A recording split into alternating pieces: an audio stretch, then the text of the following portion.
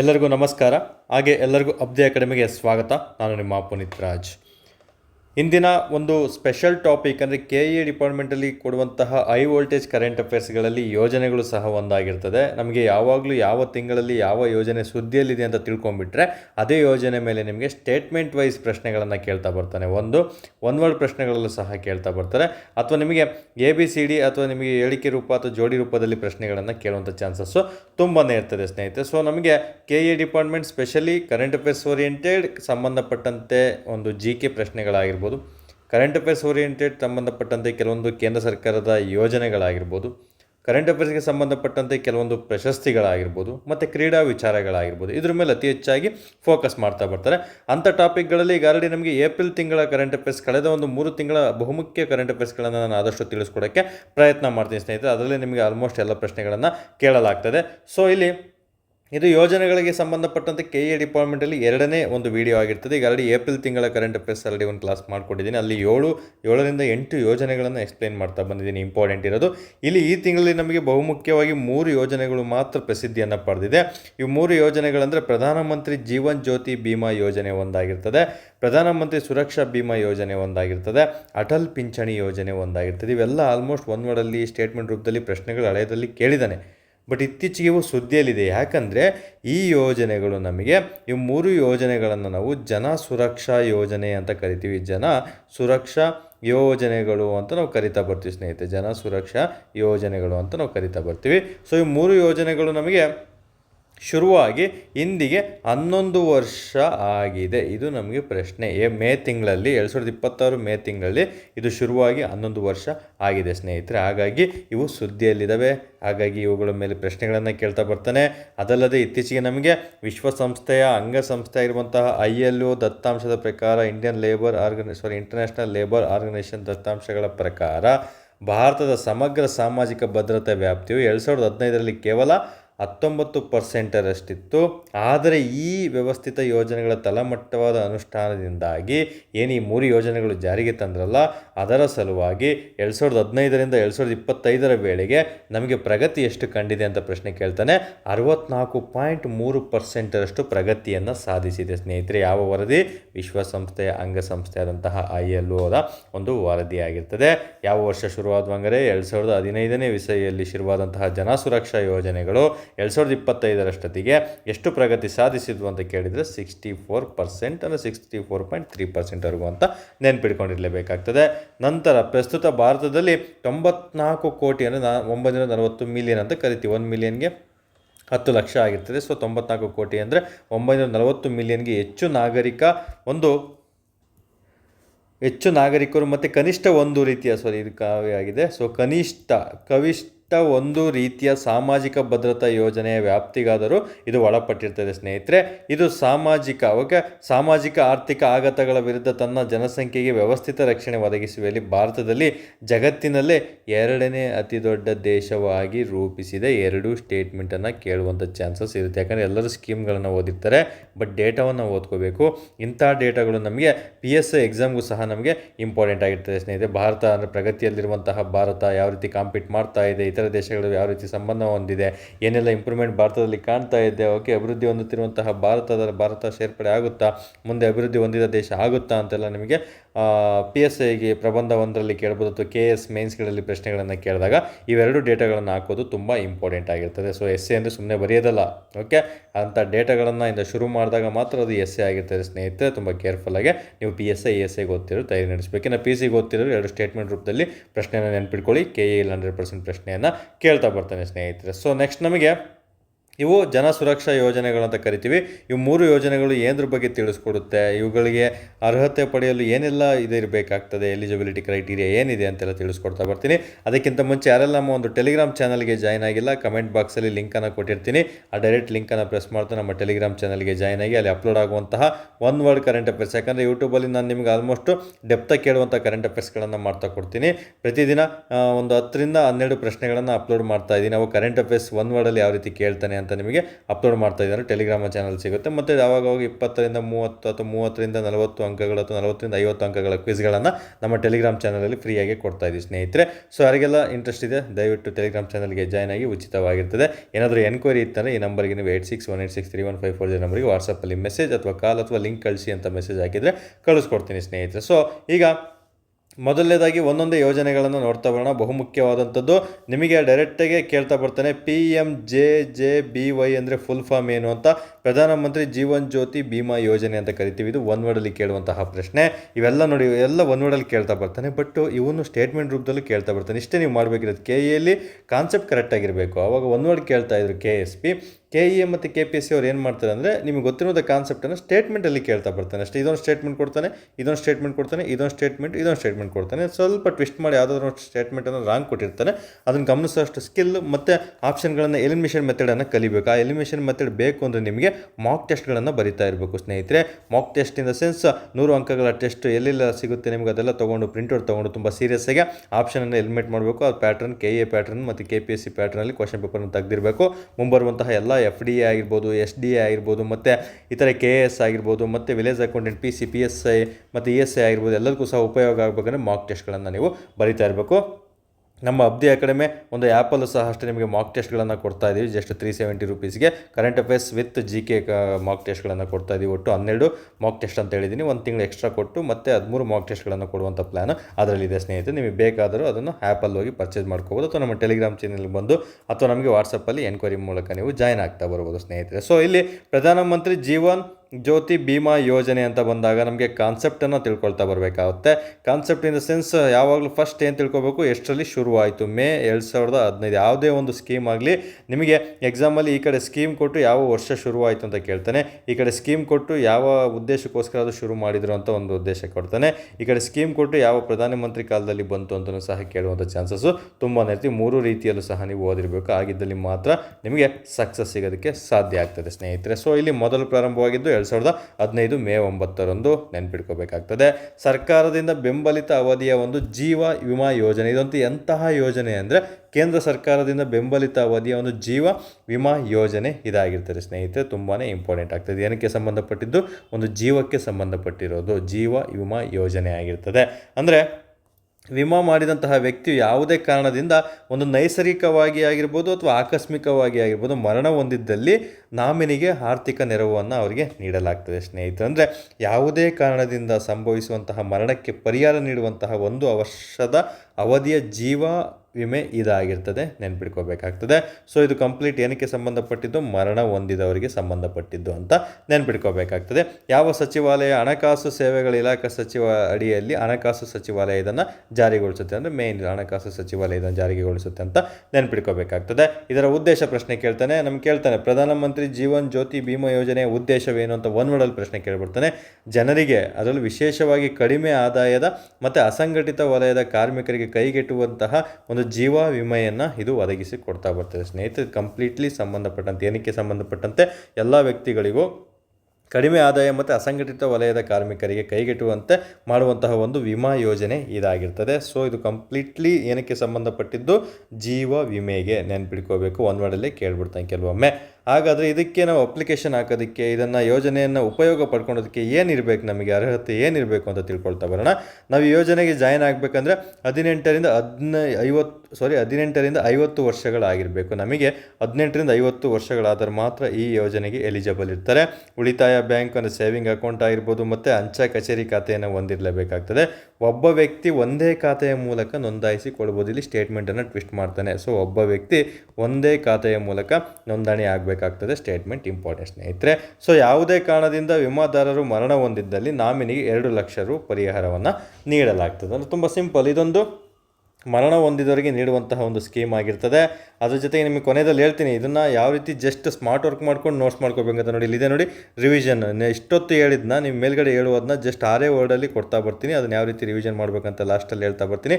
ಸದ್ಯಕ್ಕೆ ಕಾನ್ಸೆಪ್ಟನ್ನು ಕ್ಲಿಯರ್ ಮಾಡ್ಕೋಬೇಕು. ಒಂದ್ಸಲ ನಾನು ಆಡಿಯೋವನ್ನು ಕೇಳಿಸ್ಕೊಂಡಾಗ, ನಿಮಗೆ ವಿಡಿಯೋವನ್ನು ನೋಡಿದಾಗ ಎಕ್ಸಾಮಲ್ಲಿ ಎಸ್ ಸರ್ ಹಿಂಗೆ ಹೇಳಿದ್ರಪ್ಪ, ಇದೇ ಥರನೇ ಬಂದಿದೆಯಪ್ಪ ಅಂತ ನಿಮ್ಗೆ ಅನಿಸಿದಾಗ ಅವು 100% ಕ್ವಶನ್ಸ್ ರಾಂಗ್ ಆಗೋದಿಲ್ಲ ಸ್ನೇಹಿತರೆ.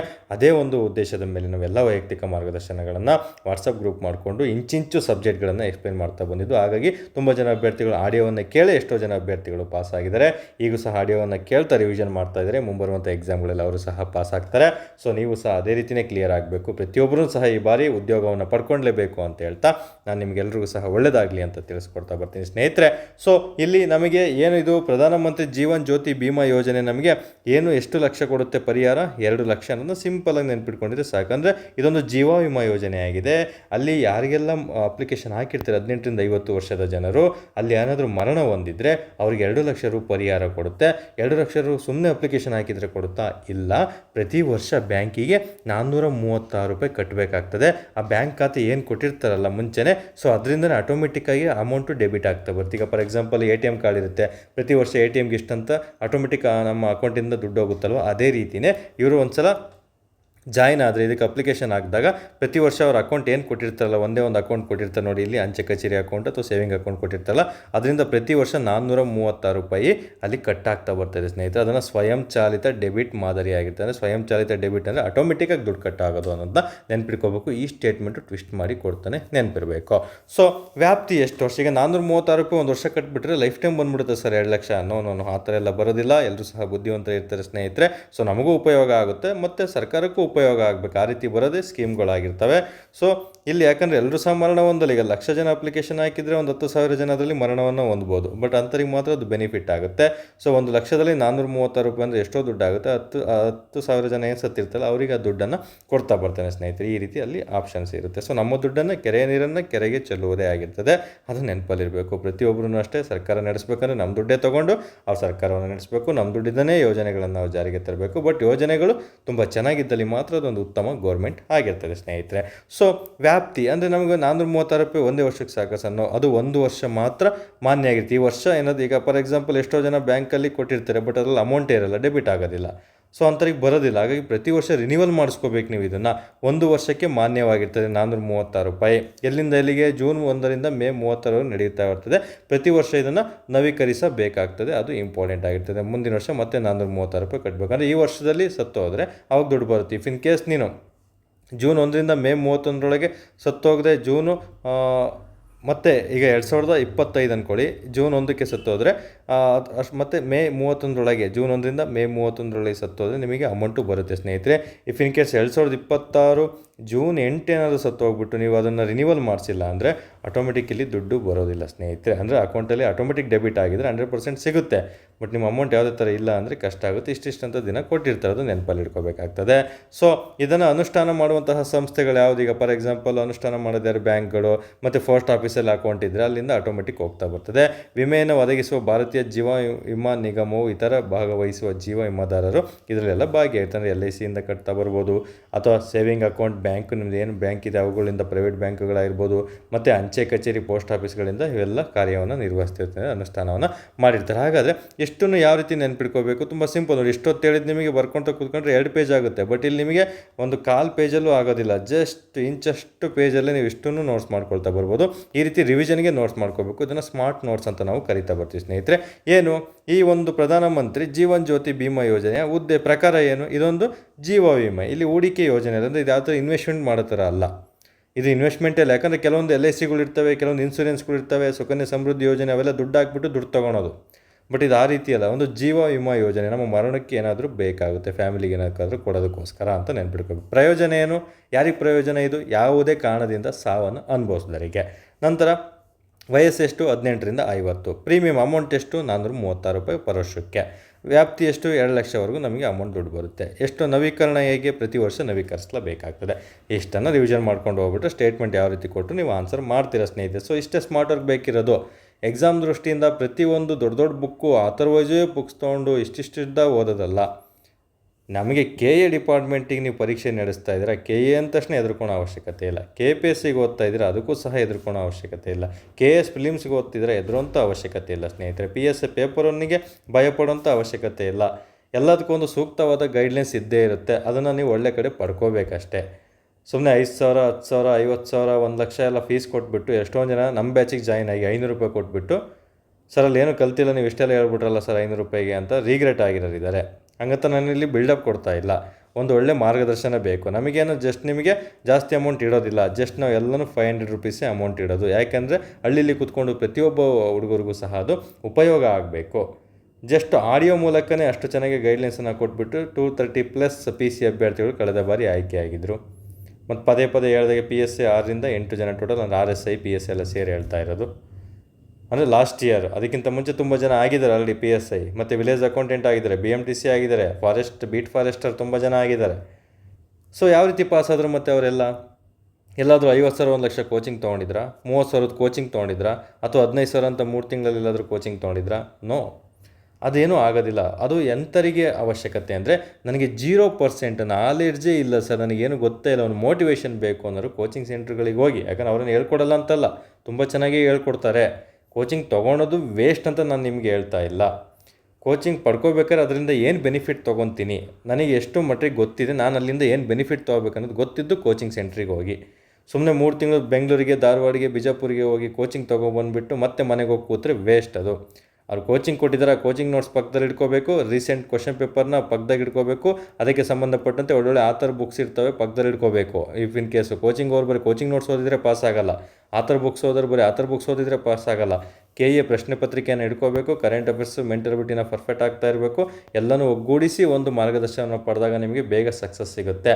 ಯಾಕೆ ಫೀಲ್ಡಲ್ಲಿ ಲಕ್ಷಾನುಗಟ್ಟಲೆ ಓದಿದ್ರೂ ಸಕ್ಸಸ್ ಸಿಗೋದು ಬರೀ 5,000 to 6,000 ಜನಕ್ಕೆ ಅಂದರೆ ಅವರೆಲ್ಲ ಥರ ಸ್ಟ್ರಾಟಜಿ ಮಾಡಿರ್ತಾರೆ ಸ್ನೇಹಿತರೆ, ಅದು ನೆನಪಲ್ಲಿರಬೇಕು. ನನ್ನ ಪ್ರಕಾರ ನಾನು ಹೇಳೋದಿಷ್ಟೇ, ಮನೇಲೇ ಕೂತ್ಕೊಂಡು ಓದಿ, ಕುಂತಿರೋ ಜಾಗದಲ್ಲೇ ಕೂತ್ಕೊಂಡು ಓದಿ, ಸೂಕ್ತವಾದ ಮಾರ್ಗದರ್ಶನವನ್ನು ಪಡ್ಕೊಂಡು ಓದಿ. ಈಗೋ ಬೇಡ, ನನಗೆಲ್ಲ ಗೊತ್ತು ಓದ್ತೀನಿ ಅನ್ನೋರು 6 ವರ್ಷ ಇಲ್ಲೇ ಇದ್ದಾರೆ, ನನಗೇನು ಗೊತ್ತಿಲ್ಲ ಹೇಳ್ಕೊಡಿ ಅಂತ ಬಂದರು 1 ವರ್ಷಕ್ಕೆ ಪಾಸಾಗಿ ಹೋಗಿರೋರಿದ್ದಾರೆ. ಸೊ ಎಲ್ಲ ಥರ ವರ್ಗದವರು ಇರ್ತಾರೆ. ಈಗೋ ಬಿಡಿ, ನಿಮಗೆ ಬೇಕಿರೋದು ಒಂದು ಉದ್ಯೋಗ, ಜೀವನವನ್ನು ಚೆನ್ನಾಗಿ ರೂಪಿಸ್ಕೊಂಡು ತಂದೆ ತಾಯಿಯನ್ನು ಚೆನ್ನಾಗಿ ನೋಡ್ಕೊಳ್ತಾ ಇರುತ್ತೆ ಸ್ನೇಹಿತರೆ. ಯಾಕಂದರೆ ತಂದೆ ತಾಯಿಗಿಂತ ದೊಡ್ಡ ದೇವರಿಲ್ಲ, ಅದನ್ನು ನೆನ್ಪಿಟ್ಕೊಳ್ಳಿ. ಅವರಿಗೋಸ್ಕರ ನಾವು ಎಲ್ಲ ಥರ ತ್ಯಾಗವನ್ನು ಮಾಡಿ ಇಂಥ ಸಮಯದಲ್ಲಿ ಓದಿದರೆ ಮಾತ್ರ ಸಕ್ಸಸ್ ಆಗ್ತೀರಾ. ನನ್ನ ಮ್ಯಾಕ್ಸಿಮಮ್ ಆಡಿಯನ್ಸು ಪೊಲೀಸ್ ಕಾನ್ಸ್ಟೇಬಲ್ಗೆ ಓದ್ತಿರುವಂತಹ ಅಭ್ಯರ್ಥಿಗಳೇ, ಅದರಲ್ಲಿ ಮತ್ತು PSIಗೆ ತುಂಬ ಸೀರಿಯಸ್ಸಾಗಿ ಓದ್ತಿರೋರು ಇದರಲ್ಲೇ ಇರ್ತಾರೆ. ಇಂಥ ಅಭ್ಯರ್ಥಿಗಳು PCPSIಗೆ ಅಂತ ಪ್ರಸಿದ್ಧಿ ಪಡೆದಿದ್ದೇ ಅಬ್ದಿ ಅಕಾಡೆಮಿ ಆಗಿರ್ತದೆ. ಅದರ ಜೊತೆಗೆ FD SDAಗೂ ಎಲ್ಲ ಅಭ್ಯರ್ಥಿಗಳು ವಿಲೇಜ್ ಅಕೌಂಟೆಂಟ್ಗೂ ಹೆಲ್ಪ್ ಆಗಲಿ ಅಂತ ಹೇಳ್ಬಿಟ್ಟು ಇತ್ತೀಚೆಗೆ ಎಲ್ಲ ಥರ ಕ್ವಿಜ್ಗಳನ್ನು ಕೊಡ್ತಾ ಇದ್ದೀನಿ, ಎಲ್ಲ ಥರ ಯೂಟ್ಯೂಬ್ ಕ್ಲಾಸಸ್ಗಳನ್ನು ಮಾಡಿಕೊಡ್ತಾ ಇದ್ದೀನಿ. ಅದನ್ನು ಕರೆಕ್ಟಾಗಿ ಬೆನಿಫಿಟ್ ತೊಗೊಳ್ಳಿ.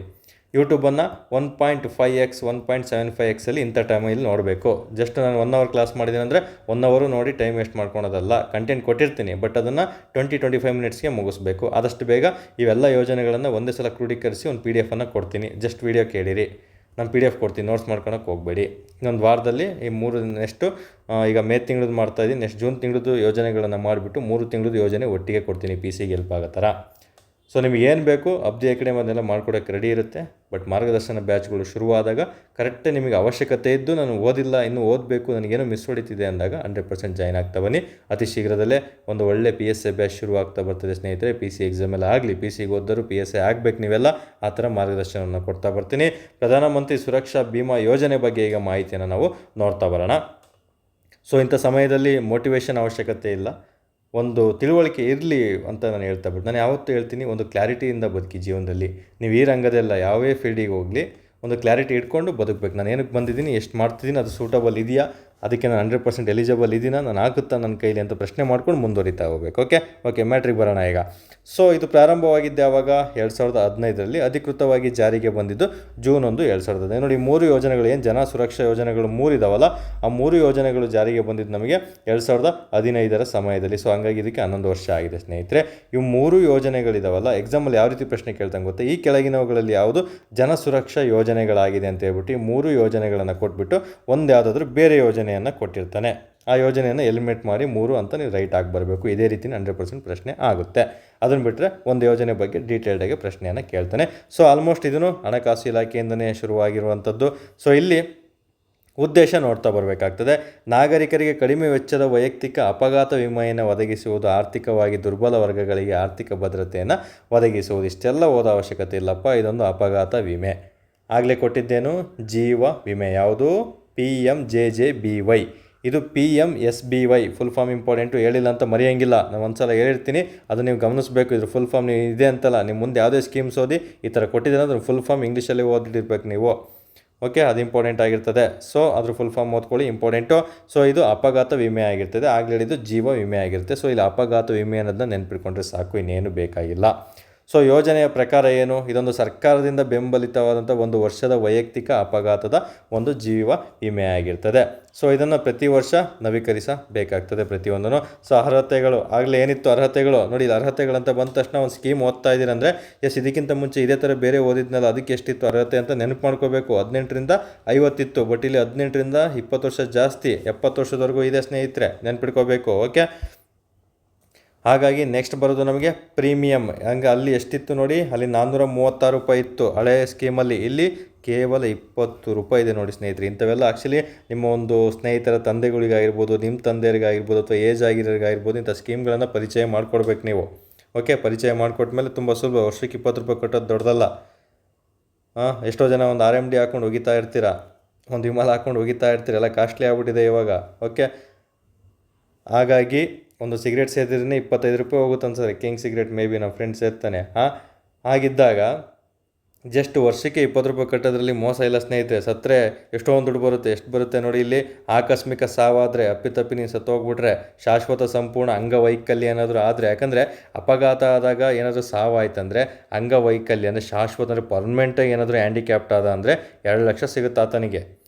1 ಲಕ್ಷ ಭಾಗಶಃ ಅಂಗವೈಕಲ್ಯ ಅಂದರೆ ಸಂಪೂರ್ಣವಾಗಿ ಅಲ್ಲದೆ ಸ್ವಲ್ಪ ಏನಾದರೂ ಅಂಗವೈಕಲ್ಯ ಆದರೆ, ಹ್ಯಾಂಡಿಕ್ಯಾಪ್ಟ್ ಆದರೆ, ಕೈ ಮುರಿಯೋದು, ಕಾಲು ಮುರಿಯೋದಾದರೆ 1 ಲಕ್ಷ ಕೊಡ್ತಾರೆ. ಪರ್ಮನೆಂಟಾಗಿ 2 ಕಾಲು ಬಿದ್ದೋಯ್ತಂದರೆ 2 ಲಕ್ಷ ಕೊಡ್ತಾರೆ ಅಂತ ನೆನ್ಪಿಟ್ಕೋಬೇಕು. 1 ಕಾಲು ಹೋದರೆ 1 ಕೈ ಹೋದರೆ 1 ಲಕ್ಷ, 2 ಕಾಲು 2 ಕೈ ಹೋದರೆ 2 ಲಕ್ಷ ಅಂತ ನೆನ್ಪಿಟ್ಕೋಬೇಕು ಸ್ನೇಹಿತರೆ, ನೆನ್ಪಿಟ್ಕೋಬೇಕಾದ್ರೆ.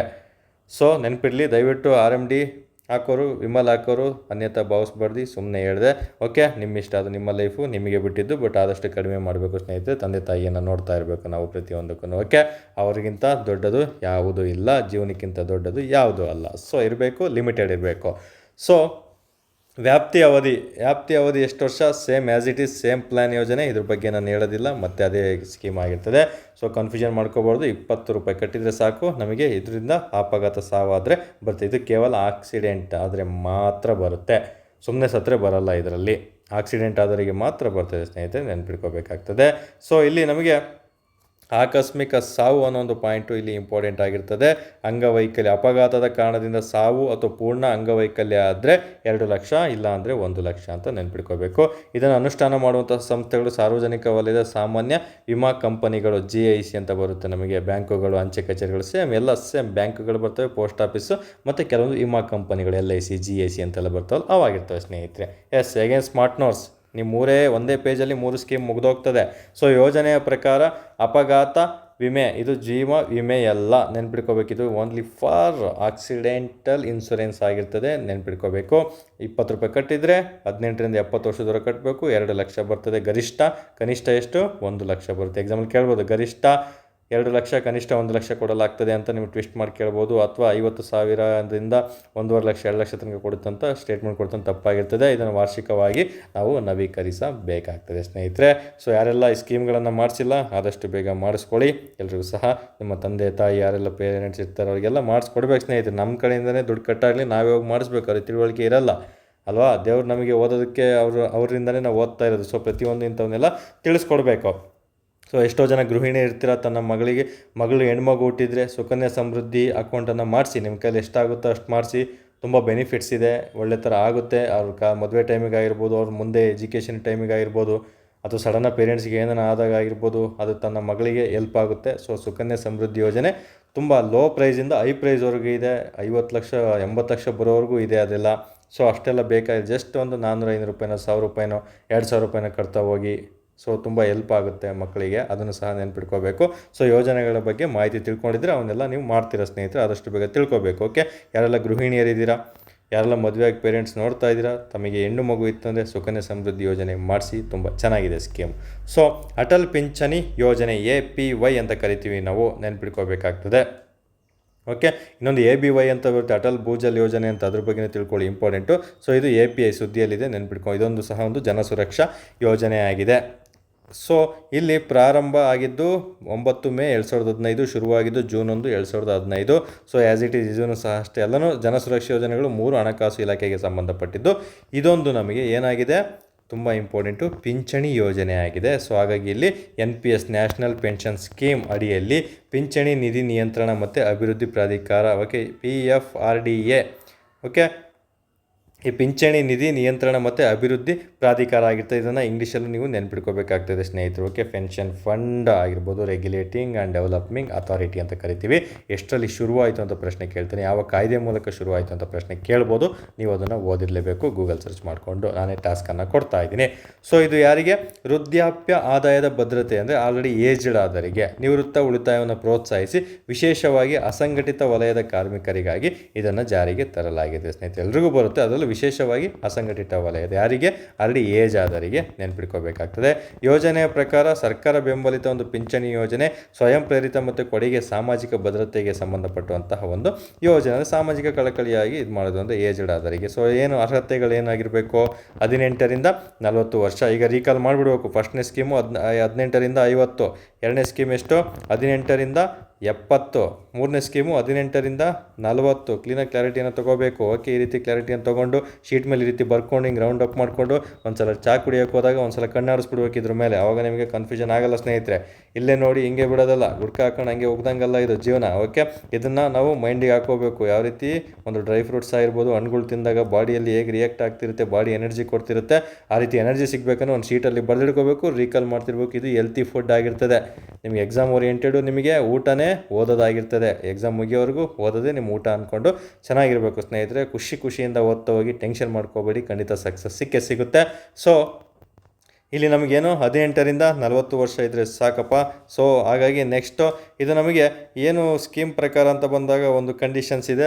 ಅಕ್ಟೋಬರ್ 1, 2020ರಿಂದ ಆದಾಯ ತೆರಿಗೆ ಪಾವತಿದಾರರು APYಗೆ ಸೇರಲು ಅರ್ಹರಿಲ್ಲ. ಮುಂಚೆ ಎಲ್ಲರಿಗೂ ಕೊಟ್ಟಿದ್ರು, ಬಟ್ ಯಾರು ಟ್ಯಾಕ್ಸನ್ನು ಪೇ ಮಾಡ್ತಾನೆ ಅವರಿಗೆ ಇದು ಸ್ಕೀಮು ಎಲಿಜಿಬಲ್ ಇರಲ್ಲ. ಈ ಸ್ಟೇಟ್ಮೆಂಟು ಇಂಪಾರ್ಟೆಂಟ್ ಆಗಿರ್ತದೆ. ಟ್ಯಾಕ್ಸ್ ಅಂತ ಬಂದಾಗ ಡೈರೆಕ್ಟ್ ಟ್ಯಾಕ್ಸ್, ಇಂಡೈರೆಕ್ಟ್ ಟ್ಯಾಕ್ಸ್, ಮತ್ತು ಕೇಂದ್ರದಿಂದ ಯಾವ ಟ್ಯಾಕ್ಸ್ ತೊಗೊಳುತ್ತೆ, ರಾಜ್ಯದಿಂದ ಯಾವ ಟ್ಯಾಕ್ಸ್ ತೊಗೊಳುತ್ತೆ. ಕೇಂದ್ರ ಸರ್ಕಾರ ಟ್ಯಾಕ್ಸನ್ನು ಕಲೆಕ್ಟ್ ಮಾಡಿ ರಾಜ್ಯ ಸರ್ಕಾರಕ್ಕೆ ಯಾವೆಲ್ಲ ಟ್ಯಾಕ್ಸ್ ಕೊಡುತ್ತೆ, ರಾಜ್ಯ ಸರ್ಕಾರ ಕಲೆಕ್ಟ್ ಮಾಡಿಕೊಡಿ ಕೇಂದ್ರ ಸರ್ಕಾರಕ್ಕೆ ಯಾವೆಲ್ಲ ಟ್ಯಾಕ್ಸ್ ಕೊಡುತ್ತೆ ಅಂತ ಒಂದು ವಿಡಿಯೋ ಮಾಡಿದ್ದೀನಿ. ಅದನ್ನು ಸಹ ಅಷ್ಟೇ KEಗೆ ತುಂಬಾ ಇಂಪಾರ್ಟೆಂಟು. ಸ್ಪೆಷಲ್ 100 ಟಾಪಿಕ್ಸ್ KE ಅಂತ ವಿಡಿಯೋ ಮಾಡಿದ್ದೀನಿ, ನೋಡ್ಕೊಳ್ಳಿ. ಪ್ರಮುಖ ತೆರಿಗೆಗಳು ಅಂತ ಮಾಡಿದ್ದೀನಿ. Most important topic. 100% ಒಂದು ಪ್ರಶ್ನೆ ಮುಂಬರುವಂಥ ಎಕ್ಸಾಮಲ್ಲಿ 1ರಿಂದ 2 ಪ್ರಶ್ನೆಯಲ್ಲಿ ಕೇಳ್ತಾನೆ. ಸೊ ಹಾಗಾಗಿ ಹೇಳೋದು ಪ್ರತಿಯೊಂದು ವಿಡಿಯೋನೂ ಇಂಪಾರ್ಟೆಂಟ್ ಆಗಿರ್ತದೆ. ಎಲ್ಲನೂ ಕ್ಲೀನಾಗಿ ಓದ್ಕೊಳ್ತಾ ಬರಬೇಕು ಸ್ನೇಹಿತರೆ. ಸೊ ಇಲ್ಲಿ ಪಿಂಚಣಿ ಪ್ರಯೋಜನೆ 60 ವರ್ಷಗಳ ನಂತರ ಕನಿಷ್ಠ ಮಾಸಿಕ ಪಿಂಚಣಿ ಖಾತರಿಯನ್ನು ಕೊಡ್ತಾ ಬರ್ತಾರೆ ಸ್ನೇಹಿತರೆ. ಅಂದರೆ 60 ವರ್ಷಗಳ ವಯೋಮಿತಿಯ ನಂತರ ಪ್ರತಿ ತಿಂಗಳಿಗೆ ನಮಗೆ ಖಾತರಿಪಡಿಸಿದಂತಹ 1,000 ಆಗಿರ್ಬೋದು, 2,000, 3,000, 4,000, 5,000 ಪಿಂಚಣಿ ಮೊತ್ತವು ಚಂದಾದಾರರ ಕೊಡುಗೆಗಳನ್ನು ಅವಲಂಬಿಸಿರ್ತದೆ ಸ್ನೇಹಿತರೆ. ಅದನ್ನು ನೆನ್ಪಿಟ್ಕೋಬೇಕು. ಅಂದರೆ ಎಷ್ಟು ಸ್ಕೀಮಿಗೆ ಅವರು ಮಾಡಿಸಿರ್ತಾರೆ ಅನ್ನೋದ್ರ ಮೇಲೆ ಈ ಪೆನ್ಷನ್ನು ಅವರಿಗೆ ಬರ್ತದೆ ಸ್ನೇಹಿತರೆ. ಅದು ಇಂಪಾರ್ಟೆಂಟ್ ಆಗಿರುವಂಥದ್ದು. ನಂತರ ಸೊ ಇದೇನು ಇಲ್ಲಿ ಎಷ್ಟು ಕಟ್ಟಬೇಕು ತಿಂಗಳಿಗೆ ಅಂತೇನಿಲ್ಲ, ಮುಂಚೆನೇ ಅವ್ರು ರಿಜಿಸ್ಟ್ರ್ ಮಾಡಿಸಿರ್ಬೇಕು ಸ್ನೇಹಿತರೆ. ಅವ್ರು 1,000ಕ್ಕೆ ಏನು ನಮಗೆ ವಯೋಮಿತಿ ಎಷ್ಟು ಹೇಳಿದೆ 18ರಿಂದ 40 ವರ್ಷದವರೆಗೂ ಅವ್ರೇನಾದರೂ 1,000 ಕಟ್ತಾ ಬಂದರೆ 1,000 ರೂಪಾಯಿ ಬರುತ್ತೆ ತಿಂಗಳಿಗೆ. 2,000 ಕಟ್ತಾ ಬಂದರೆ 2,000 ಬರುತ್ತೆ. 3,000 ಕಟ್ಟಿದ್ರೆ 3,000 ಬರುತ್ತೆ. ಎಷ್ಟಕ್ಕೆ ಫಿಕ್ಸ್ ಮಾಡಿರ್ತೀರ ಅಷ್ಟು ಅಮೌಂಟನ್ನು ಕೊಡ್ತಾ ಬರ್ತಾರೆ ಸ್ನೇಹಿತರೆ. ಸೊ ಇಲ್ಲಿ ಕನಿಷ್ಠ ಕೊಡುಗೆ 20 ವರ್ಷಗಳಾಗಿರ್ತವೆ. ಇದರಲ್ಲಿ ಕನಿಷ್ಠವಾದ್ರೂ 20 ವರ್ಷವರೆಗೂ ಅವ್ರು ಕಟ್ಟಲೇಬೇಕಾಗ್ತದೆ. ಸರ್ಕಾರದ ಕನಿಷ್ಠ ಪಿಂಚಣಿಯನ್ನು ಖಾತರಿಪಡಿಸ್ತಾ ಬರ್ತದೆ. ಚಂದಾದಾರರು ಮರಣದ ನಂತರ ಸಂಗಾತಿಯ ಯೋಜನೆಗಳು ನಿಯಮಗಳ ಪ್ರಕಾರ ಮುಂದುವರಿಯಬಹುದು ಅಥವಾ ಪ್ರಯೋಜನ ಪಡೆಯಬಹುದು. ಅಂದರೆ ತುಂಬ ಸಿಂಪಲ್. ಈಗ ಗೋರ್ಮೆಂಟ್ ಥರ, ಈಗ ಗೋರ್ಮೆಂಟ್ ಎಂಪ್ಲಾಯ್ ಏನಾದರೂ ಸತ್ತೋದ್ರೆ ಹೇಗೆ ತನ್ನ ಹೆಂಡತಿಗೆ ಕೆಲಸ ಸಿಗುತ್ತೋ ಅದೇ ರೀತಿ ಇದೂ ಅಷ್ಟೇ. ಈ ಒಂದು ಚಂದಾದಾರರು ಅಂದರೆ ಯಾರು, ಈಗ ಯಾರು ಸ್ಕೀಮ್ಗಳನ್ನು ಕಟ್ಟಿದ್ದಾರೆ ಅಂಥವ್ರು ಏನಾದರೂ ಮರಣ ಹೊಂದಿದರೆ ತನ್ನ ಸಂಗಾತಿಗೆ, ಸ್ಪೋಸ್ ಅಂತ ಕರಿತೀವಲ್ಲ, ತನ್ನ ಸಂಗಾತಿಗೆ ಅದೇ ಪ್ರಮಾಣದ ಪಿಂಚಣಿ ಮುಂದುವರಿಯುತ್ತೆ. ಏನು ಹೇಳಿ, ಅದೇ ಪ್ರಮಾಣದ ಪಿಂಚಣಿ ಏನು ಕಟ್ಟಿದ್ದಾರೆ ಅದೇ ಪ್ರಮಾಣದ ಪಿಂಚಣಿ ಮುಂದುವರಿಯುತ್ತೆ. ಇಲ್ಲಿ ಕೇಳ್ಬೋದು 0.5% ಅಷ್ಟು ಕೊಡ್ತಾರೆ, 75% ಅಷ್ಟೇ ಕೊಡ್ತಾರೆ ಅಂತ ಟ್ವಿಸ್ಟ್ ಮಾಡ್ಬೋದು ಸ್ಟೇಟ್ಮೆಂಟು. ನೆನಪಿರಬೇಕು, ಅದೇ ಪ್ರಮಾಣದ ಪಿಂಚಣಿ ಮುಂದುವರಿತಾ ಬರುತ್ತೆ. ಇಬ್ಬರು ಇನ್ ಕೇಸ್ ಗಂಡ ಹೆಂಡತಿ ಇಬ್ಬರು ಸತ್ತ ನಂತರ ಪಿಂಚಣಿ ನಿಧಿಯನ್ನು ನಾಮಿನಿ ಮಾಡಿರ್ತಾರಲ್ಲ, ಈಗ ಯಾವುದೇ ಬ್ಯಾಂಕಿಗೆ ಹೋದರೂ ನಾಮಿನಿ ಮಾಡಿರ್ತೀವಿ. ನೀವು ಒಂದು ಅಕೌಂಟ್ ಮಾಡಿಸ್ತಿದ್ರೆ ನಿಮಗೇನಾದರೂ ಪ್ರಾಬ್ಲಮ್ ಆಯ್ತು ಅಂದರೆ ಯಾರಿಗೆ ಹೋಗ್ಬೇಕಾದ ದುಡ್ಡು ಅಂತ ನಾಮಿನಿ ಮಾಡಿಸಿರ್ತೀರಲ್ಲ, ನಾಮನಿರ್ದೇಶ ಮಾಡ್ತಿರ್ತಾರೆ, ಅಂಥ ವ್ಯಕ್ತಿಗೆ ಹೋಗುತ್ತೆ ಸ್ನೇಹಿತರೆ. ಇನ್ ಕೇಸ್ ಗಂಡ ಹೆಂಡತಿ ಇಬ್ಬರು ಸತ್ತರೆ ಅಂಥ ವ್ಯಕ್ತಿಗಳಿಗೆ ಆ ದುಡ್ಡು ಹೋಗಿ ಸೇರ್ತಾ ಬರ್ತದೆ. ಇಷ್ಟೇ ಸ್ಕೀಮು. ಈ 3 ಸ್ಕೀಮ್ಗಳು ಇಂಪಾರ್ಟೆಂಟು.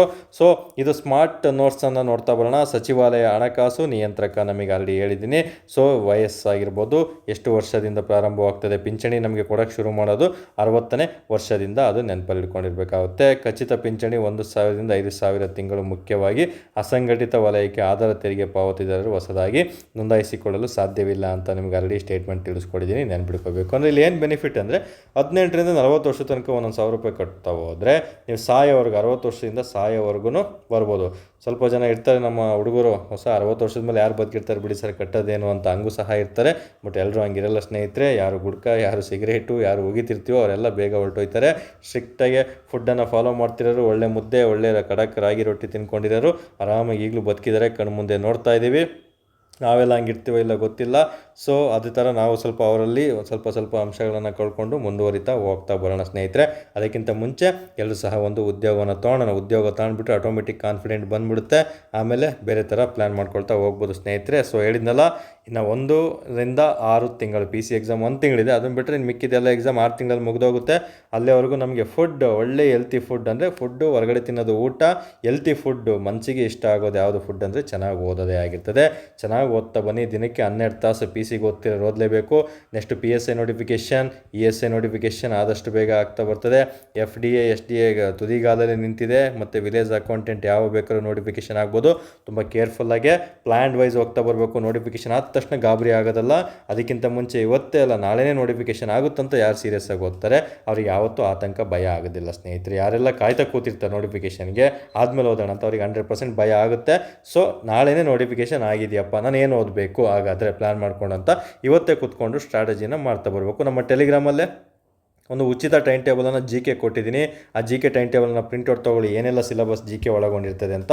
ಅದ್ರ ಪ್ರಕಾರ ತಮ್ಮ ಆಥರ್ವೈಸ್ ಪುಸ್ತಕ, ನಿಮ್ಮ ಕೋಚಿಂಗ್ ಪುಸ್ತಕ ಮತ್ತು ಓಲ್ಡ್ ಕ್ವಶನ್ ಪೇಪರನ್ನು ಬಿಡಿಸ್ತಾ ನೀವು ಹೋಗ್ತಾ ಬಂದಲ್ಲಿ ಸಕ್ಸಸ್ಸನ್ನು ಕಂಡೇ ಕೊಡ್ತೀರ ಸ್ನೇಹಿತರೆ. ಸೊ ಇಲ್ಲಿ ಬೇಕಾಗಿರೋದು ಒಂದು ಡೆಡಿಕೇಶನ್, ಒಂದು ಒಳ್ಳೆಯ ಮಾರ್ಗದರ್ಶನ, ಒಂದು ಒಳ್ಳೆ ಮೋಟಿವೇಶನ್ನು ಇರಬೇಕು. ಮೋಟಿವೇಶನ್ ಅಂದರೆ ಮೋಟಿವೇಟ್ ಮಾಡೋದಲ್ಲ, ತಮ್ಮಲ್ಲೇ ಒಂದು ಮೋಟಿವೇಶನ್ ಇರಬೇಕು. ನಾನೊಂದು ಉದ್ಯೋಗ ಪಡ್ಕೋಬೇಕು, ಸರ್ಕಾರಿ ಉದ್ಯೋಗ ಪಡ್ಕೋಬೇಕು.